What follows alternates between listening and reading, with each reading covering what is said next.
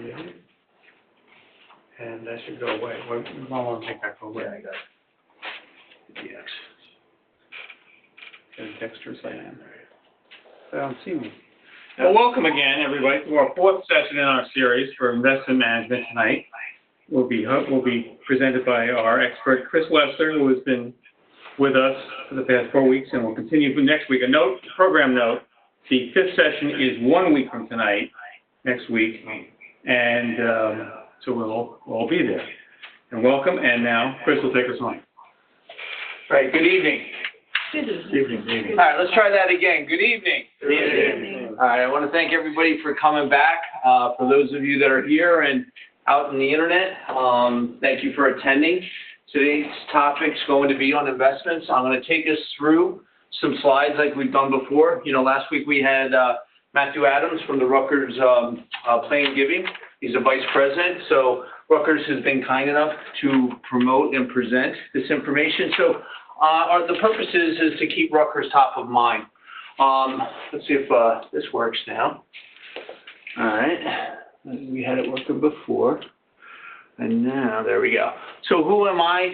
For those of you that are not aware, I have some letters after my name. I'm a chartered financial consultant. That's like a CPA in financial planning, over 25 years. I'm also a certified college planner. But I have some unique designations, which is the RICP. That's what makes me and allows me to guide you, a retirement income certified planner. And what that means is that most of us have been given thoughts and information to get us to the top of the mountain. If you remember from the first classes, right, that it's all in the accumulation. What this starts to focus on is the shift, which is getting down the mountain, not only to retirement, but through retirement. So this is a 501c3. It's a nonprofit, and really the number one thing that I want to emphasize is nothing is sold here. We're trying to educate folks, alumni, staff members, Rutgers friends, you know, so that you can take information that you hear, go back to your existing advisor, go back and start a plan, start to talk. And we're going to talk about and give you the opportunity, if you want to meet with somebody, to have a starting point. So we've talked about up to this point taxation and distribution plan. All right, that was our first topic, and we really did a deep dive on where do we think taxes are going into the future. It is one of the things that can disrupt even a well-laid retirement plan. Then we got into risk management, protection, insurances, things like that.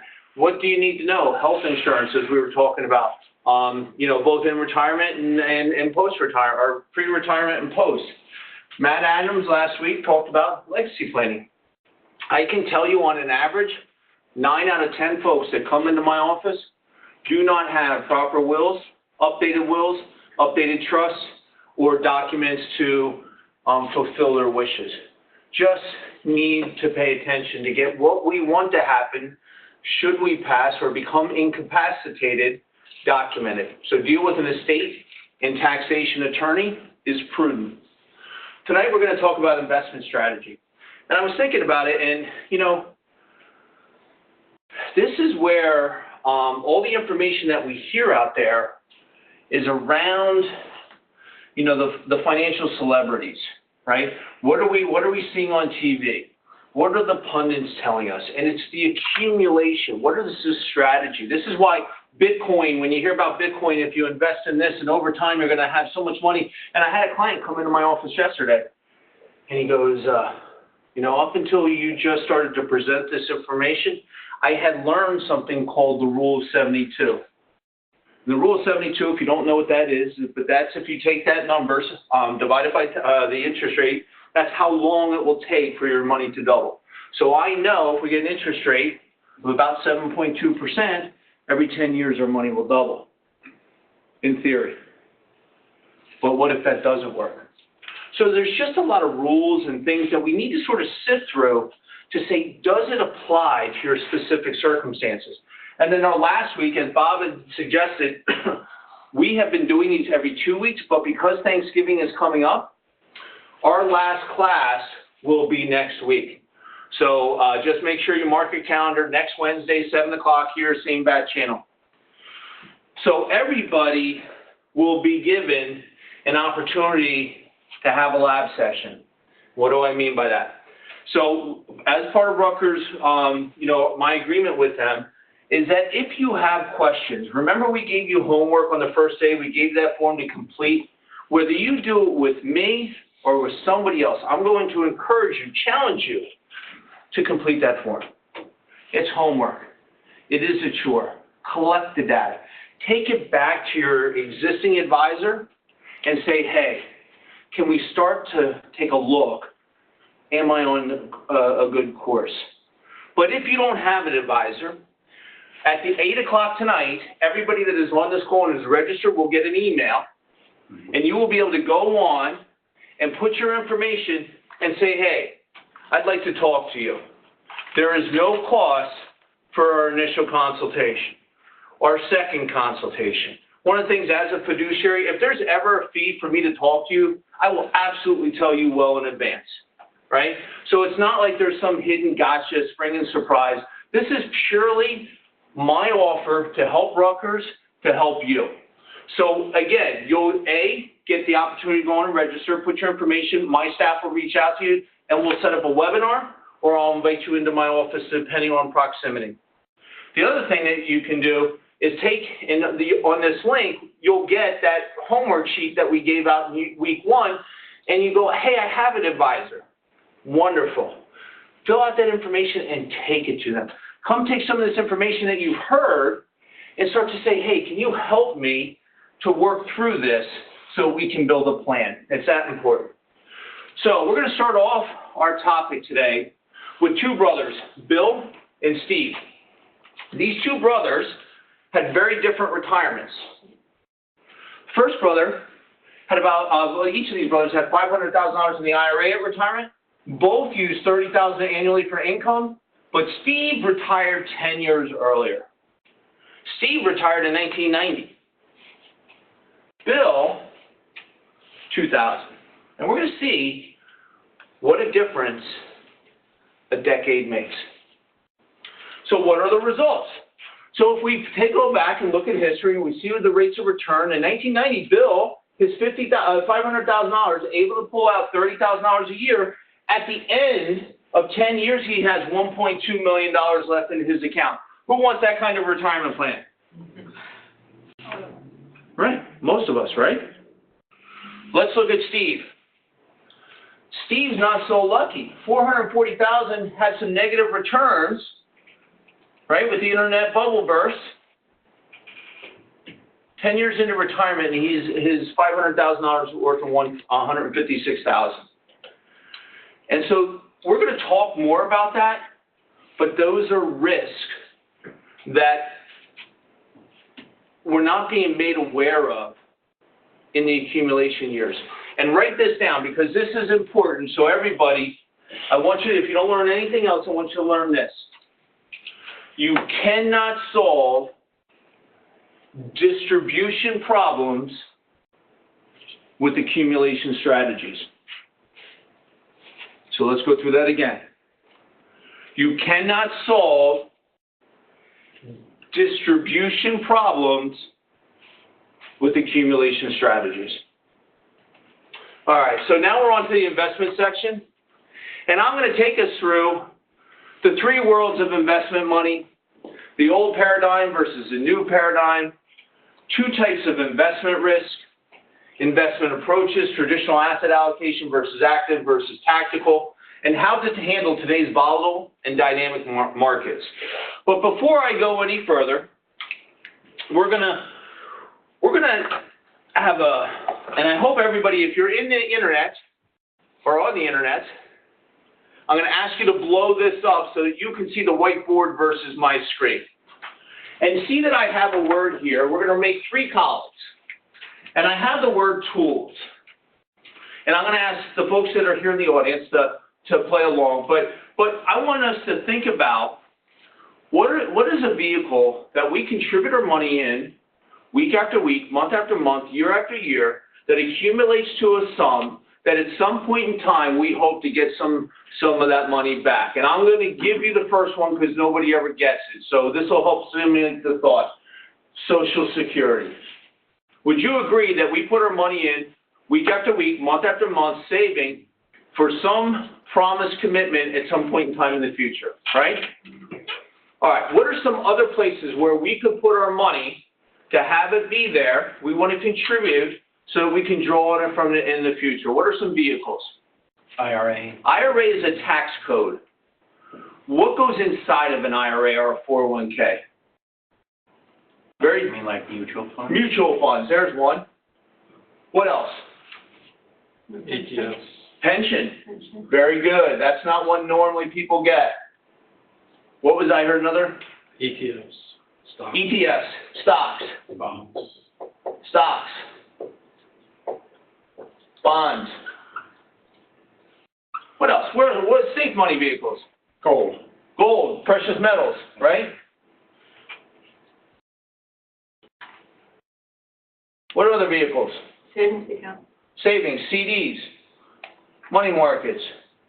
How about real estate? Anybody ever invested in real estate? So we put real estate or REITs, right? And on the surface, the other one, because nobody ever gets it, annuities. Okay, so there's a list, but I want you to see the top of this column. It's called tools. There is not a good or a bad tool on this screen or on this board. The thing I will say,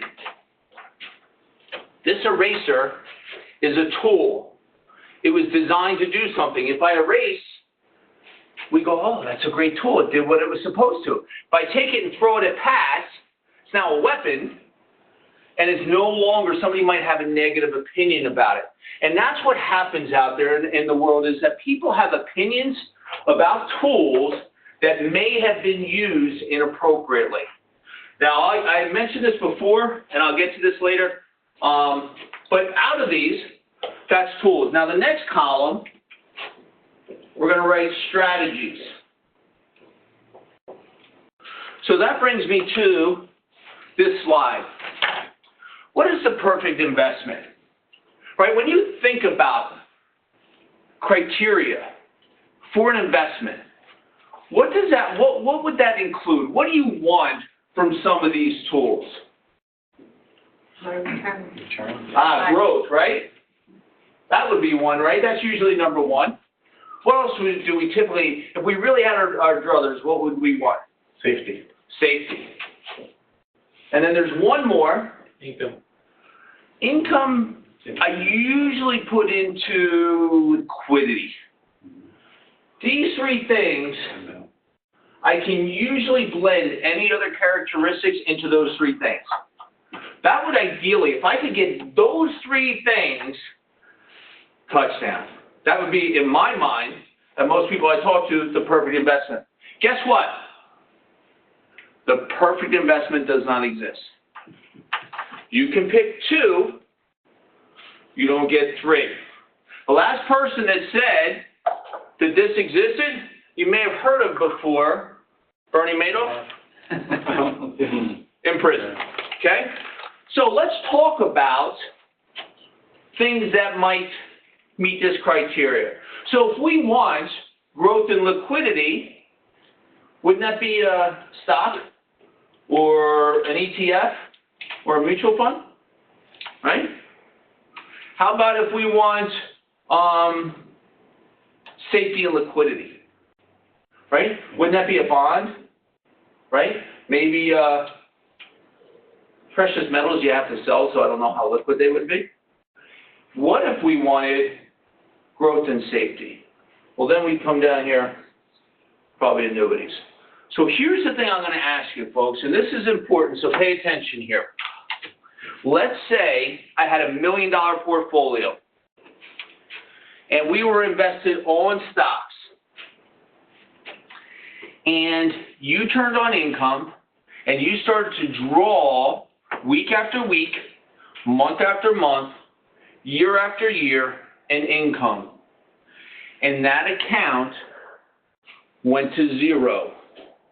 How much do you get back the following month? How much income would you get the following month if the account went to zero? Zero. Zero. It's not a trick question. Okay.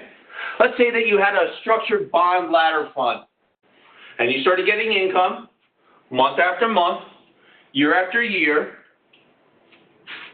and the account went to zero. How much would I get next month? Zero. Zero. All right. Let's say I had an annuity, and we turned on income, and I had month after month, year after year, and that account went to zero. How much am I getting next month? Zero. Might depend on the annuity. That is not true. Depends on the annuity. Right? Annuities, there are only 3 vehicles up here that can guarantee income for life. Social Security, pensions, and annuities. And what you have to learn, annuities are not designed to outperform, or shouldn't be designed to outperform stocks, bonds, and mutual funds. Anybody ever heard that Ken Fisher commercial, I hate annuities and you should too? Go to hell before you tell me. That's what he said. The word, if you see this in front of an annuity,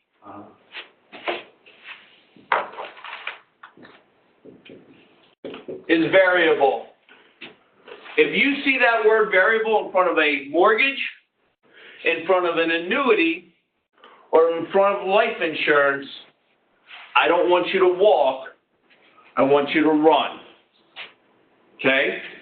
But it's a tool. Annuities typically, if designed properly, retirement is about income.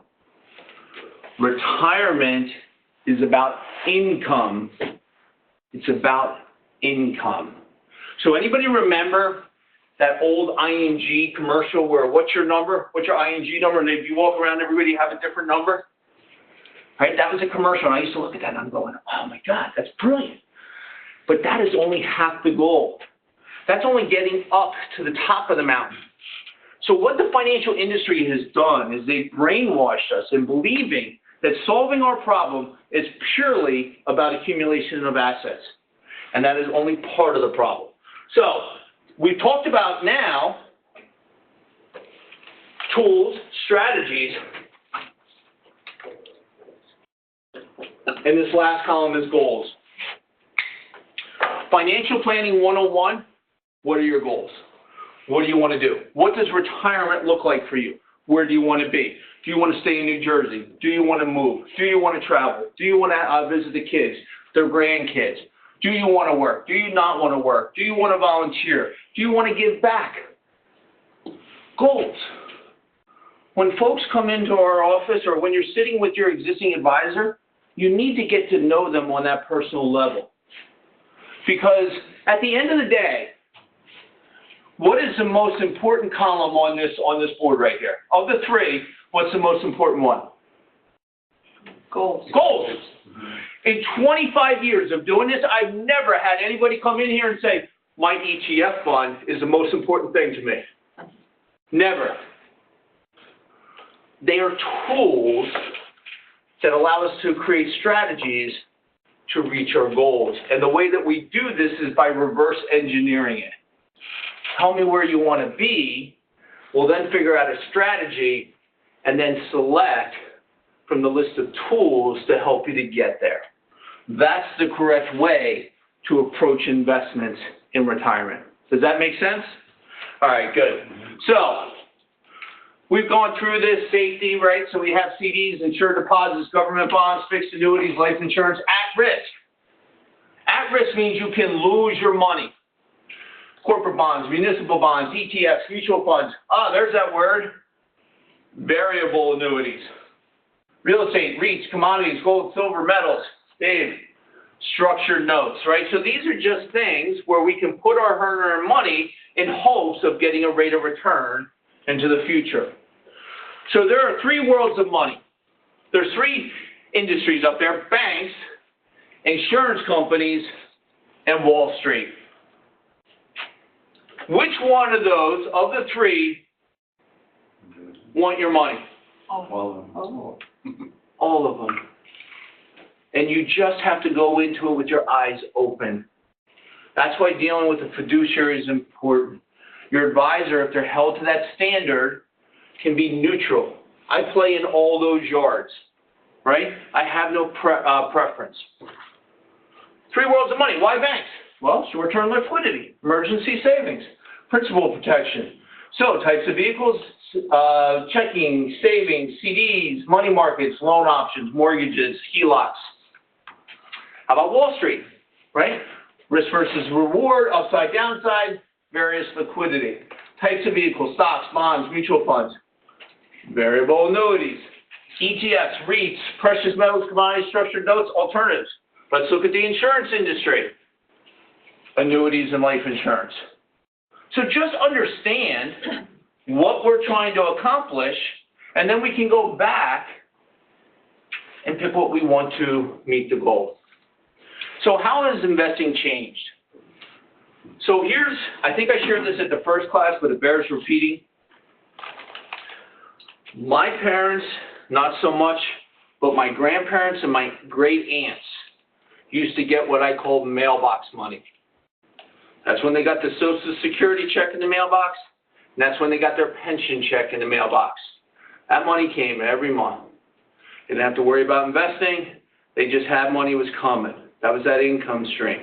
But things have changed, right? The parents' generation, they were told, hey, just take your money, put it away, buy and hold, buy a target date fund. That's appropriate, and diversify your portfolio through proper asset allocation, and that'll prevent against retirement against loss. Okay, let's talk about today's generation. The stock market today is more unpredictable and more volatile than ever. The buy and hold strategy doesn't work well in volatile markets. Asset allocation is no longer enough to protect us. And a down market at the wrong time might force you to postpone your retirement. That's Bill and Steve, the story at the beginning. Okay? So investing has changed. Your investing process must change as well. So here investing times are different, right? We have technology has created an explosion of new and innovative securities and trading platforms. I mean, you know, remember the old adage, when the shoe shine boy is giving you tips on the street, it's time to get out. Remember that adage? Right, that's when the market is overbought. So you turn around, think about it. How many people hear Bitcoin all the time now? Blockchain. I'm not saying it's good or bad. I'm just saying if I hear it regularly, I think I'm going to buy into Bitcoin. Should I? I don't know. Right? But just be aware. Markets are open 24 hours a day. And we can buy and sell at any time.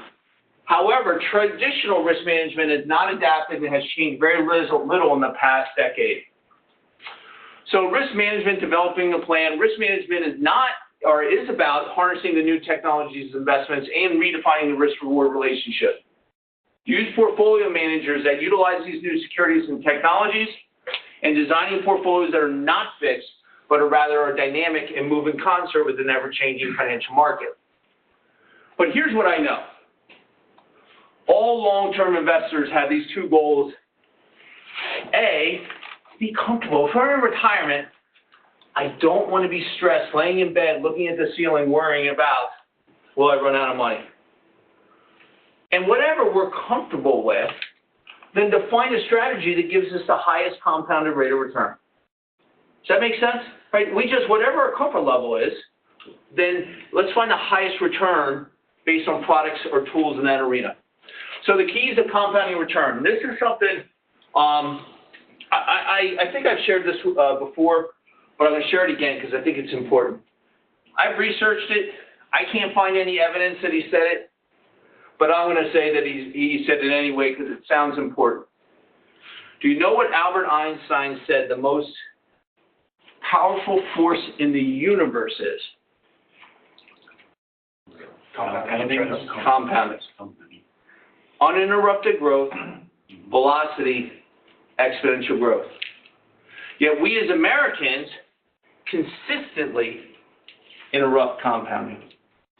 If I can figure out a strategy to not interrupt compounding, we can amass tremendous amounts of wealth over time.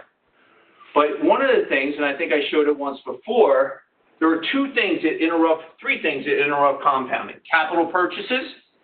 So we take our money, we save it in a bank, we get that amount of money, and we either go buy a car, pay for a wedding, pay for college, put a down payment on a house, something, we consume it.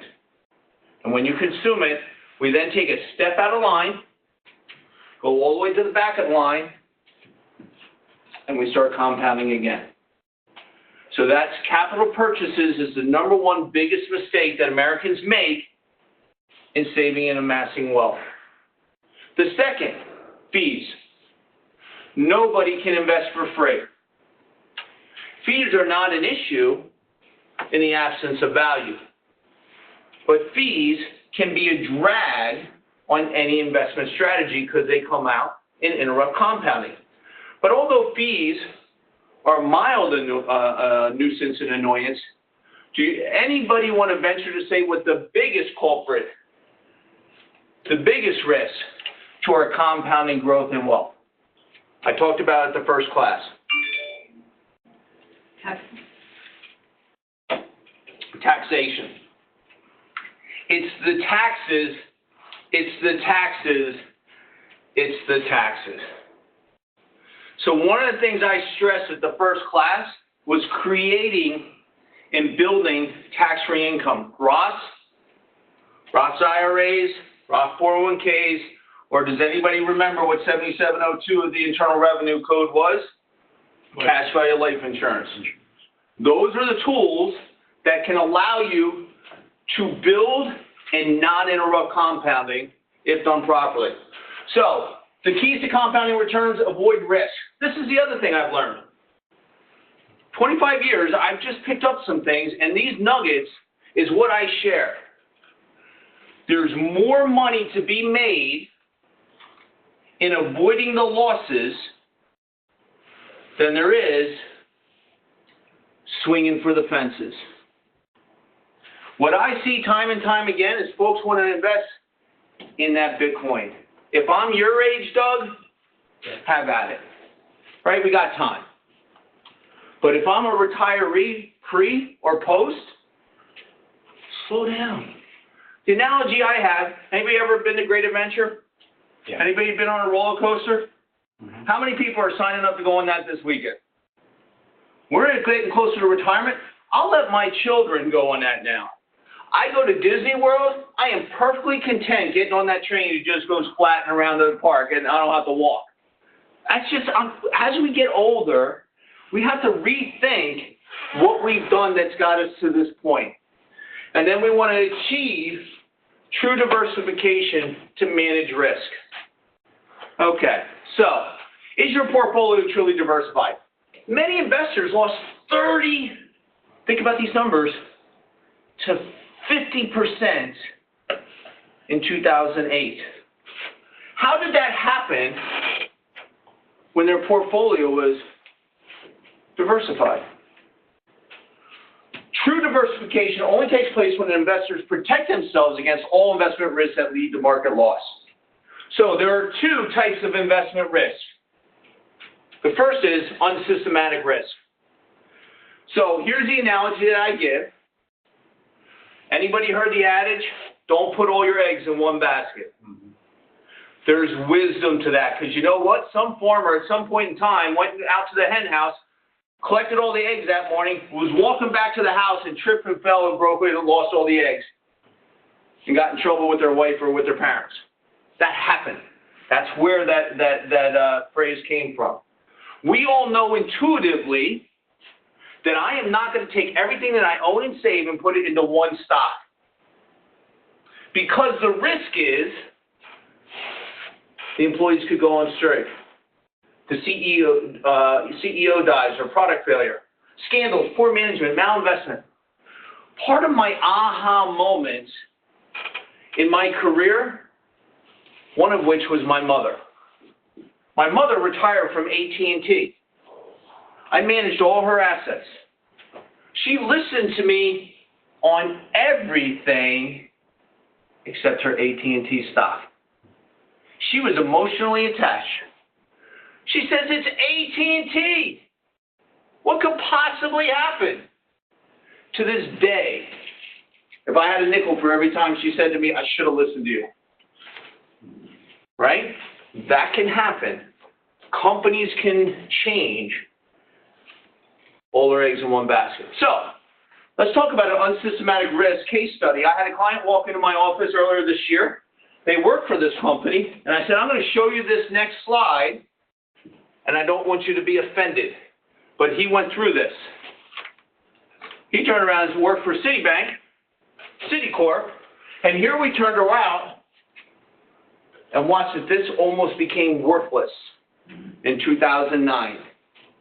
And a lot of corporations reward their employees with stocks, stock options, right?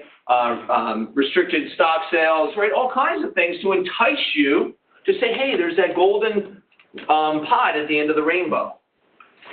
So the solution to unsystematic risk is something called asset allocation. Anybody ever heard of this? Mm-hmm. Sounds wonderful, right? Let's read it. Investing in a broad range of companies and sectors in an effort to decrease risk and increase return while accounting for individual investor risk tolerance and financial objectives. That solves the problem, right? Well, anybody ever seen a model like this? You get these things once a quarter, you look at it, you go, I'm going to balance it as we get older. I'm going to put a blend. We got some in cash, U.S. stocks, non-U.S. stocks, bonds. Well, I would agree that in this type of allocation, had this person been in Citibank, they had diversified their risk. It's true. But is that enough? Is asset allocation really enough? Not if we want to avoid risk number 2. And what is risk number 2? Systematic risk. So the analogy that I'm going to give you now I have the eggs in one basket, and I'm going to put an egg in front of each one of you. Would you now agree that we are diversified? The answer is yes. But if an earthquake hit this room, no amount of diversification can eliminate this risk. That's called systematic risk. So things like that are beyond our control: war, 9/11, inflation, higher taxes, credit crisis, recession, depressions. You cannot diversify systematic risk. So to understand the dangers of systematic risk, let's examine the performance of a well-diversified stock portfolio from 2004 to 2009. So let's just say these are some indexes. Some of you may be familiar with the term, some of you not. But let's say that we took our portfolio, divided it equally, 25% invested in Russell 2000, 25% Dow Jones Industrial Index, invested in NASDAQ, tech sector, invested in S&P blue chips, right, top 500. Is this true diversification? I mean, we're in 2,600 companies. You could argue we are diversified, right? These are all U.S. companies, diversified. Is that enough?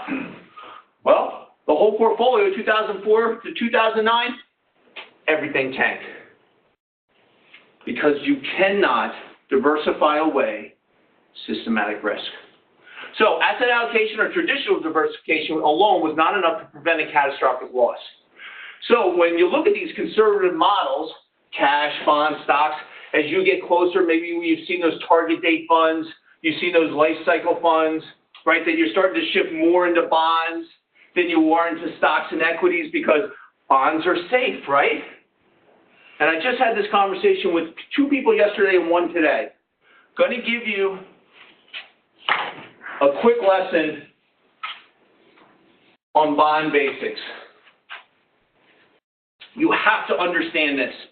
If you don't learn anything else from me, it's here. Where do we put our money? So we're going to put up bond basics. So, Isabel, do you know what a stock is? Yes. What is a stock? It's like part ownership of a company. Part ownership. If you put $100 into a stock, we'll call it J&J, you trade your capital for purchase of a share of stock, what do you become? Shareholder. A shareholder, which is another word for an owner, correct? How much money can you lose if you buy that stock? Because we definitely think 100%. That is the risk that we take as a stock owner or an owner of a company. I know that you knew that. Do you know what a bond is? It's the debt of company? It is the debt of the company. So what happens is, let's say I'm J&J, I don't want any more owners, but I still need capital. So what happens is I'm going to trade your $1,000 and I'm going to give you an IOU, a bond, and that's going to be good, your $1,000, for 30 years. In 30 years, I'm going to give you your $1,000 back. You go, okay. Now, based on the good faith and credit of that company, you were willing to make that exchange. If you lend somebody money for $1,000 for 30 years, are you going to want some return? Yes. So the return in today's environment is about 4%, or $40 a year, which is paid semi-annually, $20 each. Okay, so you're going along, you have a bond portfolio, you're getting a rate of return, and things are fine. Here's the question I have for you.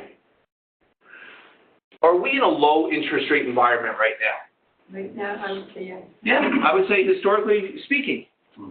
Do you think interest rates are on the rise? Yes. I would agree. Could, and I say this with a big C, could we go back to Jimmy Carter years and reach double digit? Because We could. So is it possible that interest rates could go to 10%, double digit? yes. Right? And we could get $100 if we traded somebody $1,000 for a promise to pay. So my question to you is, as interest rates go up,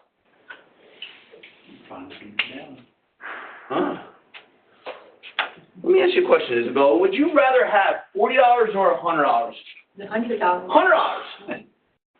But in order for you to get the current rate, you have to sell your current holding at a loss. People think you cannot lose money in bonds, and that is not true. What happens is, most of us don't actually own bonds. We own bond funds. And those bond funds are traded every day. And sometimes, as this is happening, we are taking losses. And that's why when you're going along, we know equities are risky, but in a rising tax environment, holding bonds can be risky. So I just wanted to point that out, and we're going to go into this. So when we see these asset allocation type models, and we see the 401k that sends it says, hey, listen, for liability purposes, we had to at least explain to you, you had this option, and you go ahead and pick it, and you go, well, how much should I have? Well, how old are you?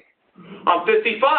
Well, when are you going to retire? In 10 years. Well, you know what? You probably need to have about 50% bonds and 50% equities, and they are covered. This covers the financial industry, doesn't protect you. So let's talk about benefits of diversification. This is a spaghetti chart. It's called low correlation. So if we look at something we call the orange line, the stock, we can see when the stock is high, it is supposed to be oppositely correlated or negatively correlated with bonds. That's the reason that we were told to have stocks and bonds in our portfolio to have balance, right?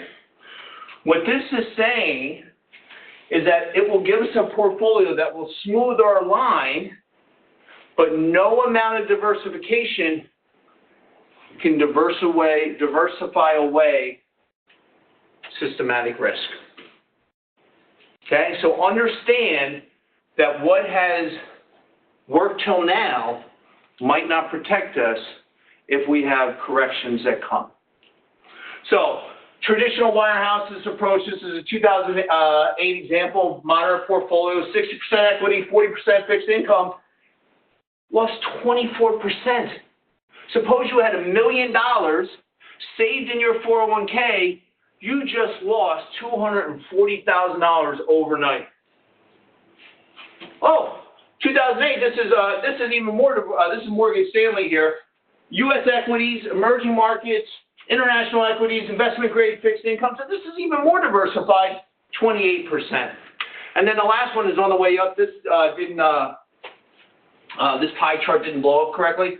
But bottom line is, it's on the way up. The first 2 months of 2009 still lost 18%. And what you have to understand is once you have those losses, to get back to even, we have to even take more risk or wait longer, and we don't have the time. So why might this approach cause problems? Because drawdowns impede the ability to compound the growth of dollars. Has anybody ever heard this statement from anybody, either somebody at the water cooler, your next door neighbor, your significant other, or the person you deem to be the financial expert? Don't worry, it'll come back. It always does. And you know what? That's true. What you're going to see is if I take a step back, this is the Dow Jones since inception. Since 1896, if you look, the trend is upwards. What I want you to see, though, right, in the early 1900s, the recovery times from this dip, 19 years. They were in a sawtooth pattern. All right, started to creep up, Great Depression. 25 years just to get back to even. Okay, Vietnam War, sawtooth pattern, 16 years. Here's where we are now. In recent memory, this is what we can identify. 2000 to 2003, it went down.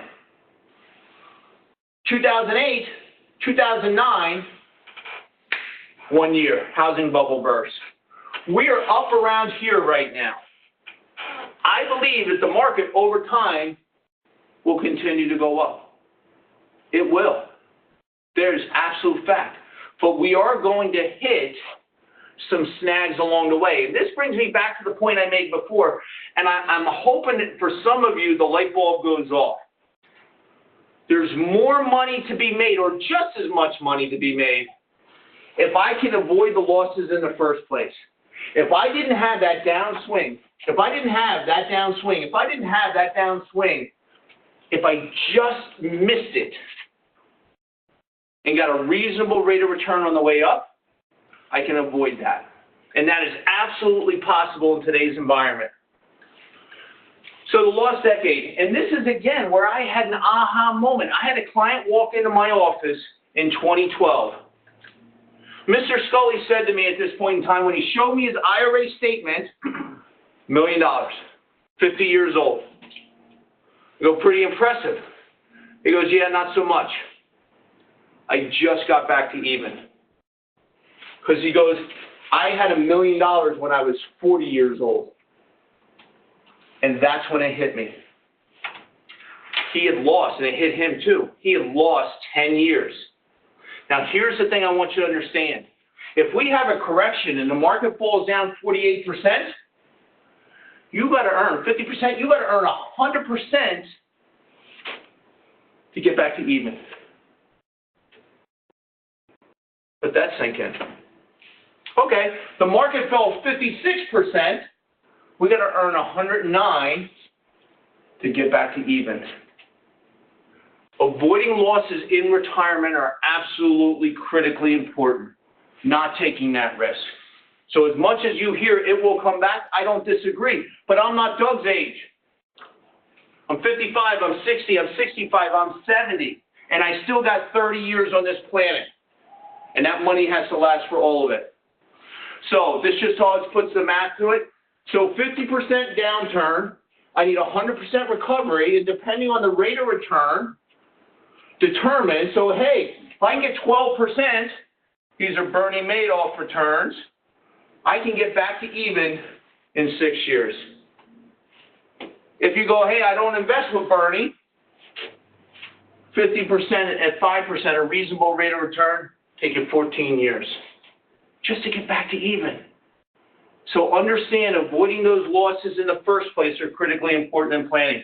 And the question is, or the reason is, this V word, volatility. So let's look at what's happened. What's changed in the world of investing? In the 50s, this decade, what this shows is how many days did the S&P go plus or minus 2% in 10 years. In 10 years, in the 50s, 39 days. Plus or minus 2% on the S&P. In the 60s, 26 days. In the 70s, 80 days. 80s, 115 days. 90s, 89 days. From 2000 to 2010, 290 days in that decade, plus or minus 2% of the S&P. And we are now already in excess of that for this decade, and we still got 2 more years to go. Volatility is here to stay, and that is where people are finding that they're challenged with because they don't have a plan to avoid this.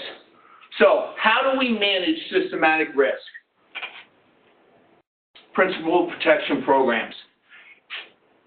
Indexed interest. Definition of program that allows you to offload systematic risk to a large financial institution. Such programs are known as indexed interest. Link, growth to the upper movement of the stock market while it's safeguarding against principal loss. Most of you didn't even know that that was available. That is absolutely, products today have been created that you can shift and mitigate that risk. That's one way. Then the other way is active/tactical asset management.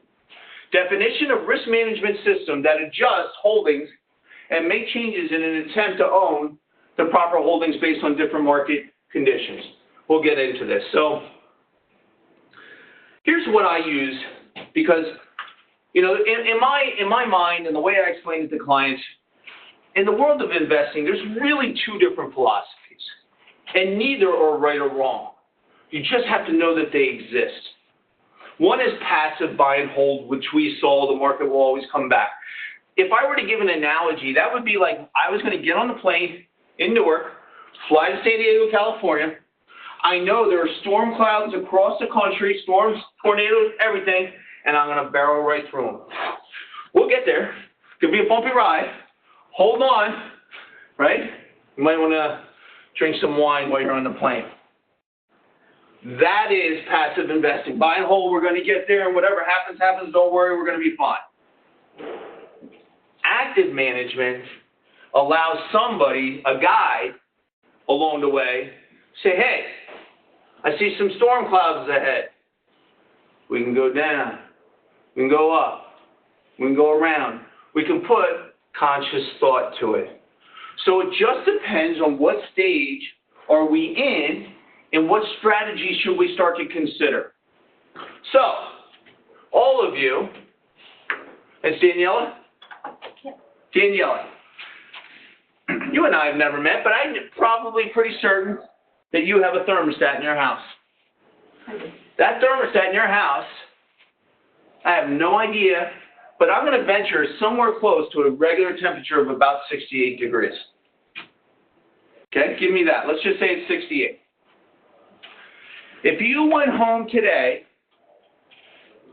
and your house and your temperature was 70 or 66, you wouldn't panic. Small adjustments, small changes. However, if you went home today and it was 30 degrees in the house, pipes are going to freeze. It's going to be cold. Now, passive investing, you have 2 options. We can wait till spring. It'll come back to temperature. Or we can go up to the attic where it's a little bit warmer. That's passive investing. Active investing is, let's call a technician to come adjust and see what's wrong and fix the problem. So that's just philosophically. So before I go any further, now we're going to play a game. Are we all ready to play the game? This is the greatest game you have ever played. And the reason that I can say it's the greatest game you ever played, because I made it up. So with that, I'm going to say that all of you now currently work for an employer, and that employer, unfortunately, let you go yesterday. Sorry, it's my game. But But you were such valued employees that you were immediately able to find a job the next day. The only requirement of that job is that you must move your 401k from the old employer to the new employer. And the only piece of information that you know, there's only two funds to choose from. One paid a rate of return of 7.03%, and one paid a rate of return of 7%. Now, based on what you're seeing up there, based on all the information you have, Bob, can you throw me another water? Which portfolio is everybody picking? Pardon me? Higher one. A. Portfolio A. Let's be honest. Knowing nothing else, in a perfect world, in a vacuum, this is what we're going to pick. Okay, I would agree. Now, let me give you another piece of information. Portfolio A is managed by a fund manager that you heard of. Now, before we go any further, I know, can we be honest? Can we really be honest with everybody? Because I know that all of you, when you're looking at your investment options of your 401k, your 403b, your TSP, your IRA, you take that prospectus, you take that fact sheet, you look at who the fund manager is, you look at the research, you know how long they've been in business, you know exactly their investment strategy. Really? No, what you do is you go and look at their 1 year, since inception, 5-year, 10-year, 3-year rates of return. Whichever one has the highest rate of return, that's the one you pick, and that's what you put in your portfolio. Let's be honest, right? That's what we typically do when we're picking our balancing our portfolio. However, in this case, we do know who the fund manager is. It's a fund. Has anybody ever heard of Vanguard? Okay. You cannot go out to the internet and find anything negative on Vanguard. They're just awesome. My associate, John Bogle, spoke at his graduation speech. I mean, they are just phenomenal. Vanguard is the bomb. Versus Portfolio B has fund managers called A, B, C investment guys. Now, based on what you know so far, which portfolio are we picking? A. A, we're all in agreement, right? Okay. What is Vanguard known for? Doug? Low fees. Low fees. Yeah. And typically, we're at 40 bips. That's less than 1%. And these guys, ABC Investment, charge an average of 1.5%. Now, who are we picking? A. A, right? And I know before I meet anybody that walks into my office, this is what you got. This is what you got because that's all your companies offer you. Okay, now that we know what we would pick, let's go through some numbers. Now, I'm going to come back to what Sharpe ratio is, but I want you to understand that what this is, took Portfolio A, took the rates of return in each of these years for 17 years, totaled them up, divided, and we came up with an average rate of 7.03%. Let's look at Portfolio B. Did the same thing, took the rates of return, came up with 7%. Portfolio A, Portfolio B. Now let's put some numerical values to this. Portfolio A started with $1 million. 2000, we had a correction of 9%. Within 1 year, that $1 million is worth $900,000. I'm not even going to get into that because at the end of the day, we all forget about that. 17 years later, the only thing you want to know is my $1 million became $2.5 million. Everybody liking that portfolio? You like it, right? But let's go back to the beginning. My 900, then we have another correction of 11%. Now I'm at 800. Now at 22%. Now I'm at 623,000. And the question I got is, in what year would you fire me?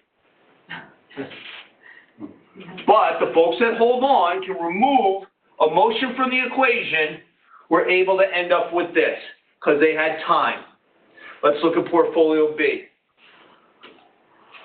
Portfolio B are $1 million. Let's just go right to the result. At the end of 17-year periods, $3.2 million. And both of these are net of fees, whether they were 40 bips or 1.5%. So the question I have, I don't know about you, but $700,000 difference in a portfolio is real money. And the question I have for you is, why? Let's go. Less volatility, less losses. I didn't have a -9, I had 4. I didn't have an 11, I had 2. I had a -4, I had a -5. I didn't have a -37. If I can avoid the losses, we can end up with a larger sum. Does that make sense? Here's the question I have. If I change the order of the crediting, will it change the result? It would, right, Isabel? Everybody would think so, right? We all learned something when we were in 5th grade called the commutative principles of mathematics. What? 6.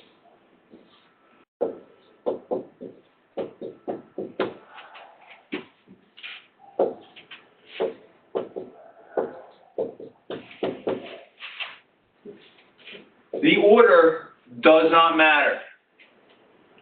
When it matters is when we take the money out. So now let's go back and let's start something called, and we talked about this initially, this is one of the risks heading into retirement. It's called sequence of return risk or withdrawal rate risk. Now we're going to apply a 50% or 5% $50,000 withdrawal rate.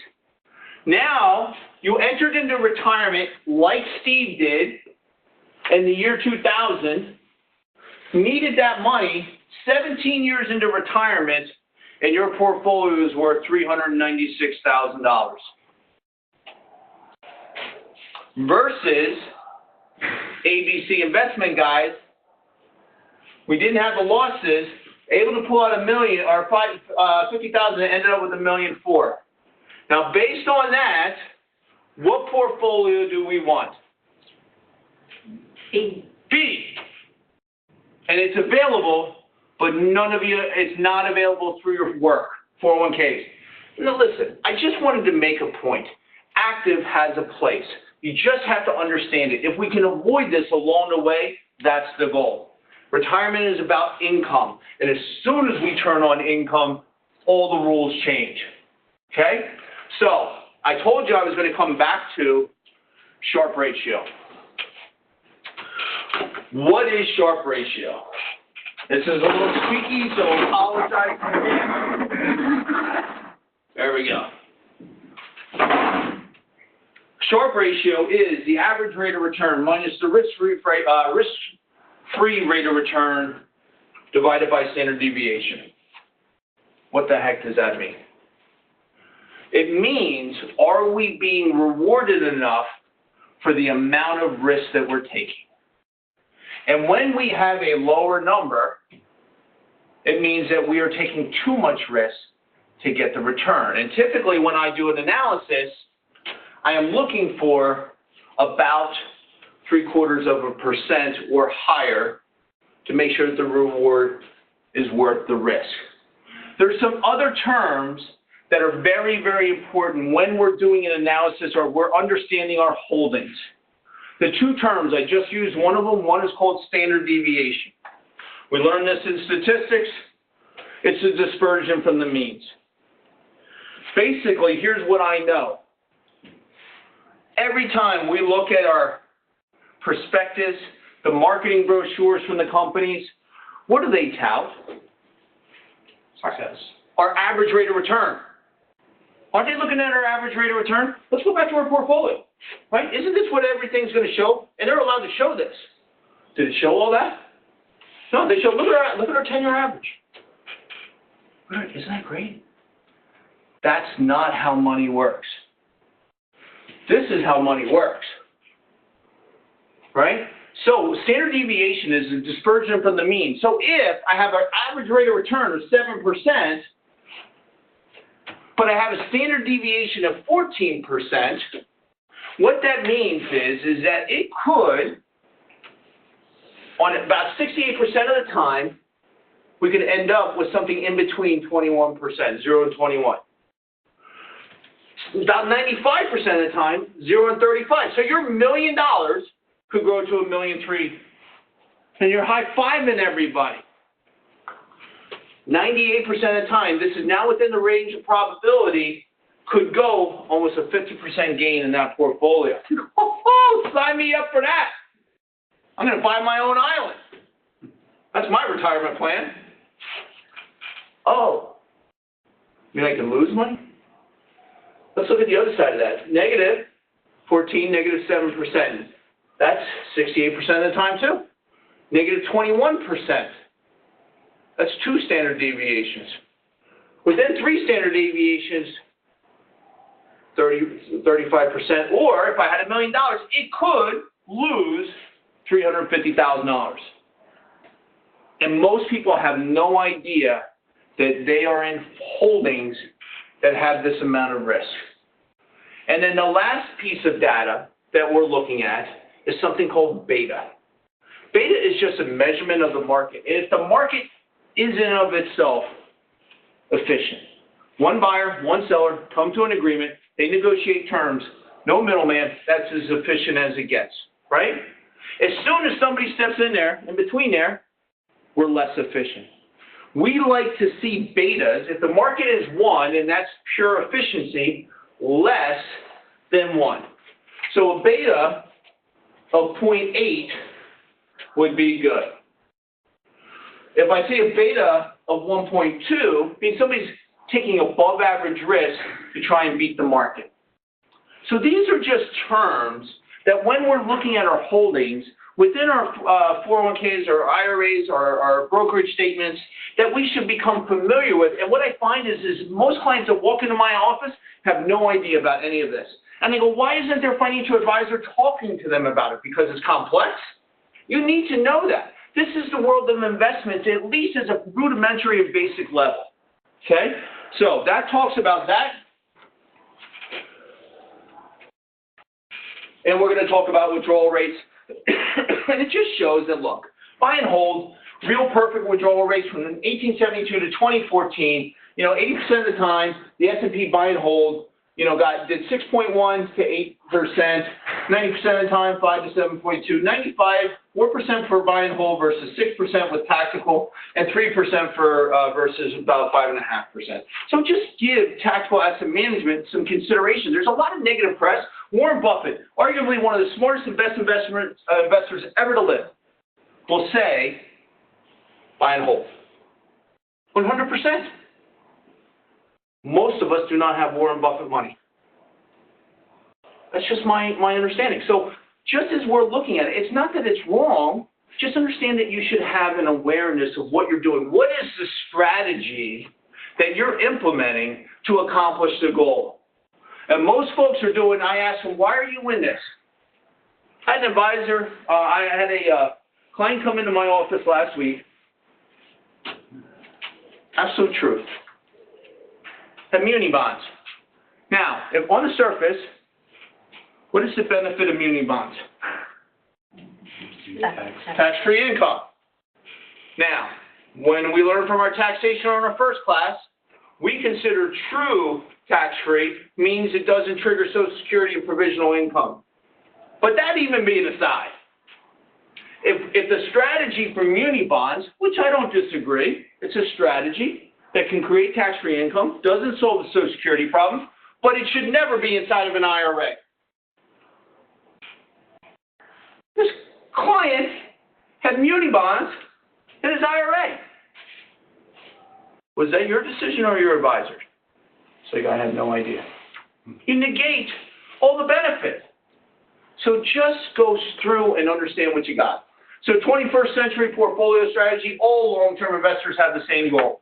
We want to generate compound returns, avoid substantial portfolio declines, limit portfolio volatility due to normal fluctuations, manage diversification to achieve portfolio stability. Do-it-yourself investing. Many people approaching retirement or are in retirement don't want to select and monitor their own investments for several reasons. You might not have the skill set, right? Things have changed. Extensive knowledge and experience is required. Discipline is required. Removing the emotion. Let's be honest, right? If you're married, significant other, and you're telling them, honey, don't worry about it. It's going to come back. I know what I'm doing. A lot of time and effort is required to select and monitor investments. Investment vehicles need to match and complement the goals, and mistakes can be tremendously costly. So I love this slide because, again, this is behavioral sciences. This is when you first heard about that AOL or that Bitcoin. You start out, you're optimistic, right? You heard about it, you say, we're going to buy it. And then you know it went up, it split. Excitement, thrill, euphoria. Woohoo! You're buying that island. Uh-oh. Starting to come back, we're feeling a little anxious, right? We made that money, I've already spent it in my mind. Denial, fear, desperation, panic, capitulation, despondency. And we don't even open our statements anymore. Depression. My husband told me to put my money in here. I'm going to file for divorce. Hope. Starting to come back. Could you get back to even? Relief. Optimism. This is behavioral science, and these are emotions. We are not robots. Let's look at the next slide, because Dalbar did a study. Dalbar is an independent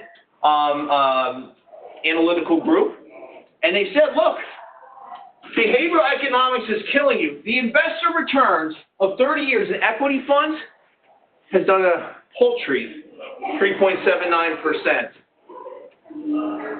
But the S&P did 11%. That's called lost opportunity cost, and it's killing us. So my point is we are not robots. Part of what I view my role as when clients call me and they go, hey, what's going on? Market. Today we're high-fiving. Last week we're like, I think I need to get out. Stay the course. Right? That's why having a professional to talk to have a strategy to say, do you remember why we did this? Very important. So key points to remember, we're wrapping up. There are several investment strategies from the three worlds. Banks, insurers, Wall Street. Each have advantages and disadvantages.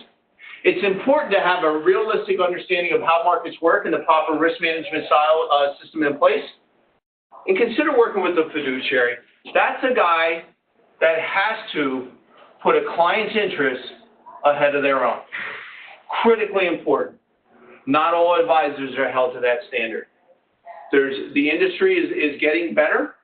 There's still a lot of guys putting muni bonds in IRAs. And the only reason, when I point out to him, he had a fund, John Hancock, that was a Morningstar 1-star. I go, look, Morningstar works like this. You got 5-star, that's an A. You got 4-star, that's a B. You got 3-star, that's a C. 2-star is a D. He had an F. And it was 30% of his portfolio. And when I pulled it up on Morningstar, independent rating report, it said, you know why? High fees. You know what that means? The advisor was putting his interests ahead of the client's. So it generates a paycheck for him. So just be aware. So action steps, be prepared. Establish your safety to risk ratio. Compare the commonly used traditional asset allocation approach versus active. And then figure out the optimum blend of investment strategies from the three worlds. Folks, we are at the end. I went 1 hour and 10 minutes. Let's have a warm round of applause for our speaker tonight, Chris Lester. And I'm going to go ahead and turn off audio and stop this so that one more announcement. Next week, Same bad time, 7 o'clock, it's the last class, it will be on income in retirement, and then you guys don't have to put up with me until after the holidays, maybe till next year. All right, so,